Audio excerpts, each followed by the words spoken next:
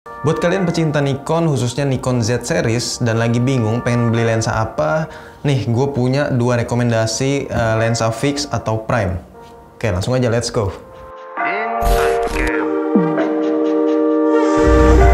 Nah, buat kalian yang udah sering main bokeh-bokehan atau yang suka bokeh-bokehan, pasti udah nggak asing lagi ya sama yang namanya lensa fix atau lensa prime.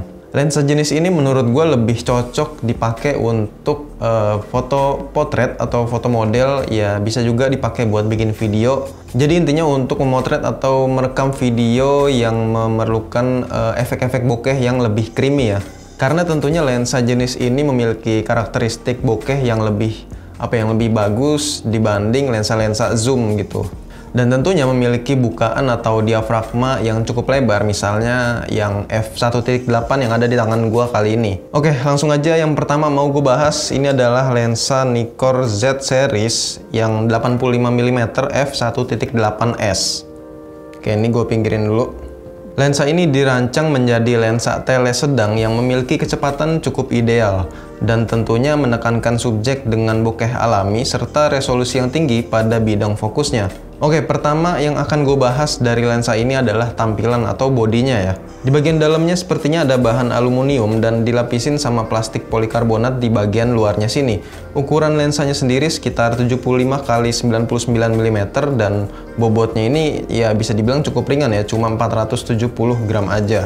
Jadi kalau dipakein ke kamera kayak gini, dia nggak nambah beban cukup banyak ya, jadi ya lumayan enteng jadinya. Dan yang paling penting itu ketika kita balancing ke gimbal, dia balancingnya nggak terlalu sulit lah. Ya walaupun lensa ini bisa dibilang bukan lensa fix yang compact ya, kebanyakan kan lensa prime atau fix itu ukurannya kecil. Tapi lensa ini ya cukup panjang sih bisa dibilang, tapi menurut gue dimensinya ini masih cukup wajar. Nah, yang enaknya di sini ring fokusnya cukup lebar untuk diputar saat kamera lagi digenggam. Di bagian sisinya sini juga ada switch untuk mengatur fokus, mau pilih manual ataupun yang auto. Oke, jadi kalau dilihat-lihat sih menurut gua desainnya ini cukup simpel dan juga elegan ya.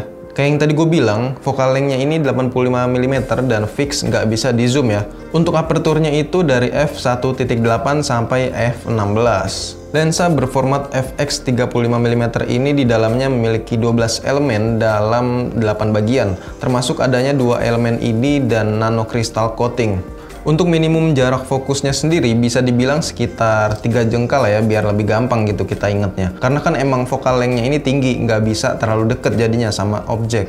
Untuk ukuran filternya ini menggunakan yang 67mm.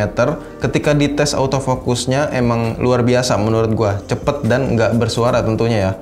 Soal hasil gambar menurut gue juga cukup baik ya. Area bokeh di bagian background kalau dilihat ini cukup halus, tanpa tepian yang cukup terlihat ya. Lensa ini juga hampir nggak punya distorsi, jadi untuk poin ini lensa Nikkor Z 85mm f1.8 ini bekerja cukup baik. Untuk chromatic aberration-nya sendiri gue belum bisa menemukannya di lensa ini.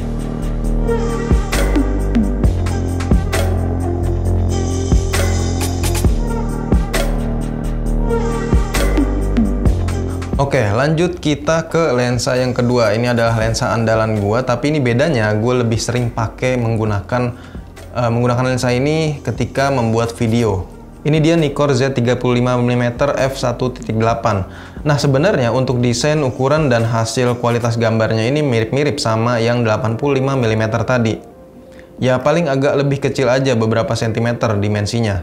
Terus juga ukuran filternya yang lebih kecil di 62mm.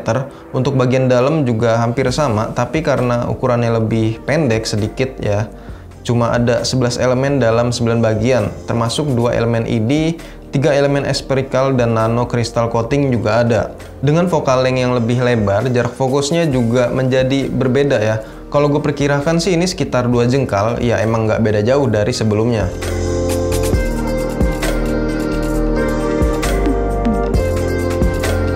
Jadi kayak yang tadi gue bilang, lensa ini tuh gue lebih sering pakai untuk video ya dibanding buat foto. Kalau foto gue lebih sering pakai yang 85mm ini. Ya kecuali ketika gue motret pemandangan dan butuh focal length yang cukup lebar, ya 35 ini masih bisa diandelin sih. Dengan catatan aperturnya gue naikin ke f16. Hasilnya juga cukup oke, bukan cuma hasil bokehnya aja. Kecepatan autofokusnya yang bikin gue meminang lensa ini, apalagi dipasangkan dengan kamera super canggihnya Nikon dengan berbagai fitur autofokusnya. Makin jos aja dah.